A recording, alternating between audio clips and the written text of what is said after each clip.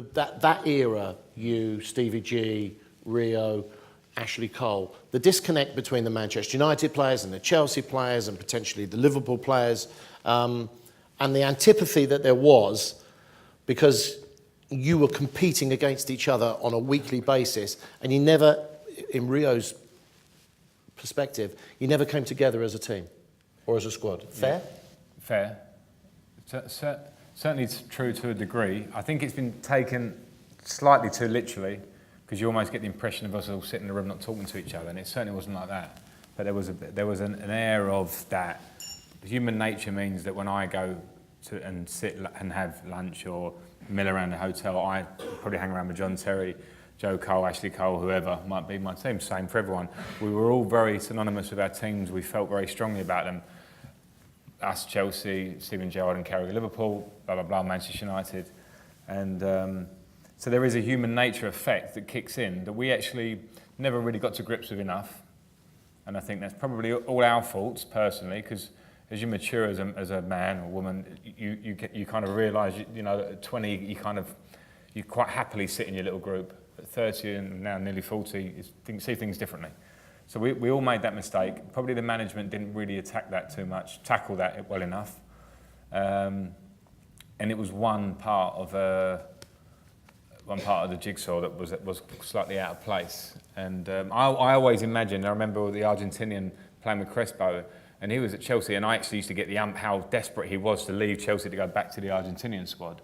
So I'm going to go back there, and we've got this Copa America thing or whatever it might have been, because they're all playing all over the world, and they all come back, and it's like, here we go.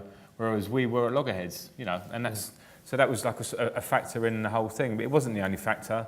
There were plenty of factors, personal accountability from all of us. Didn't play as well as we did for our teams.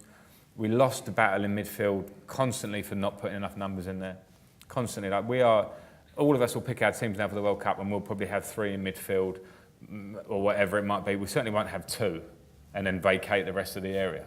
And we used to have 2 against 4 or 5. The Spanish ones would all come in there, you know, and we couldn't get near anybody. And it was frustrating. So how am I supposed to recreate what I'm doing at Chelsea when we had 3, or for Steven Gerrard when he had 3 or played off the front? Then when you're playing against, you know, 3, 4 great Spanish midfield players who are brilliant at keeping the ball.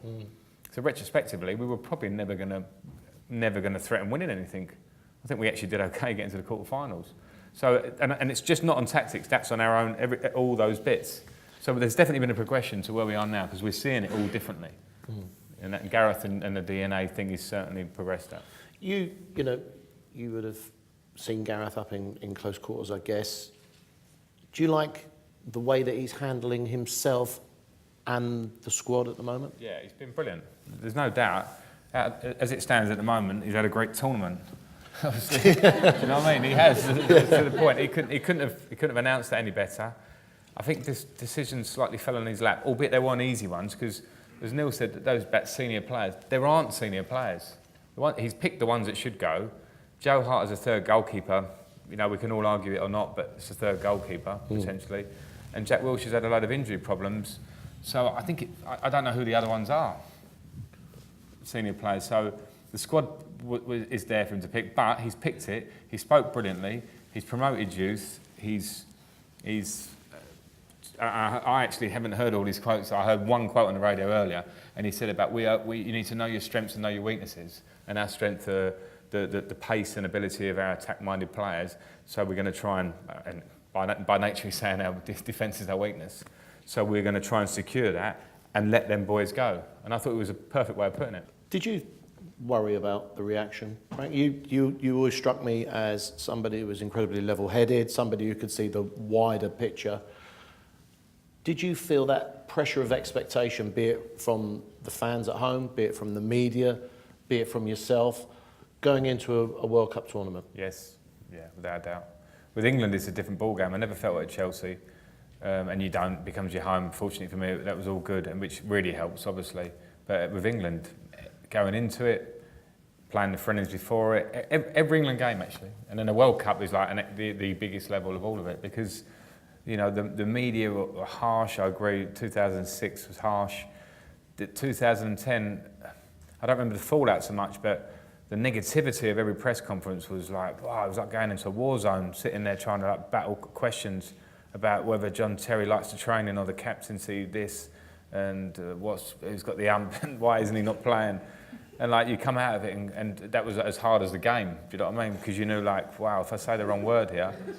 Yeah, it was hard though, because if you say the wrong word, then we've all got Sky Sports on later on with all the lads, and they go like, Frank said that John Terry should be captain again. And like, it's a nightmare. So it was really hard. And did you enjoy it? Did you ever enjoy it? I didn't really enjoy it, and that's one of my regrets, if you can call them that. I enjoyed Euro 2004. It went well for me personally. It went well for everyone. But I was so focused and so determined that when I knew that I wasn't playing so well, which I didn't in World Cups, I was on myself.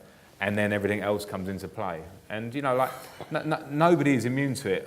If everybody's honest, everybody will say it. Everybody who's been in those England squads will say it. And that's why I felt sorry for the lads against Iceland, because I watched it, and as soon as it went 2-0, and I could see people playing sideways like 5 yards and hiding a little bit, I was like, oh, this is a nightmare. There's no chance we'll turn this around, because they're already thinking about Daily Mail Online going, oh dear. You know what I mean? But that's, you know, they're all human. But I think the perception's changed. I think that all the expectancies come down. Players have to be big boys too, so we shouldn't cry our eyes out because you're playing for your country. And it's the same in Italy, and it's the same in Spain, and it's the same in Germany or wherever it is. And we didn't really perform, so it's easy to say now. But as a young 20-odd-year-old, when you come back from World Cup, we got sang at every ground for that after 2006. Every ground, let your country down, everywhere.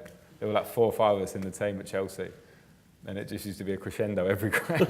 You'd let our country down and all that. Like, I couldn't put it above playing for Chelsea, because Chelsea felt like my family, and England was my country. I'm trying to sound really corny, if you know what I mean, but because you're there every day and you play, so like playing the Champions League final for Chelsea was certainly, I don't think could have been surpassed by playing in the World Cup final.